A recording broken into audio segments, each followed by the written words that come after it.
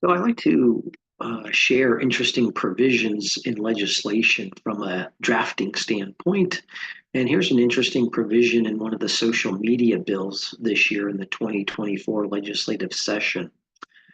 I like to spend time reviewing language of bills to understand what's written, particularly when there are intriguing bill sections.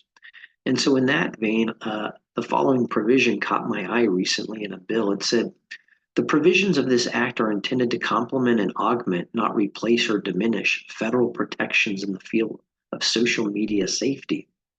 Now, this section appears in a recent social media bill, obviously, but I haven't seen such a provision in legislation. I did find the term complement and augment appears in two codes, Education Code and Health and Safety Code.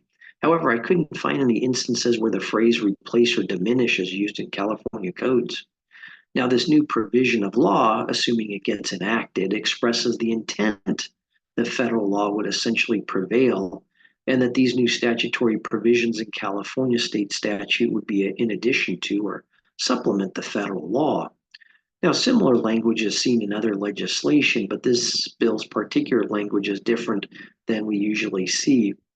In addition, an interesting aspect of this language is that it's only intent language. While intent language is common in California legislation, if the legislature wanted to put teeth into the above provision, they could substitute the phrase are intended to with the word shall. Otherwise, intent language doesn't have any force or effect. And of course, federal law prevails in these sorts of situations. In other words, federal law generally preempts a different or conflicting state law on a particular topic. So, not even sure why such a provision would be necessary here.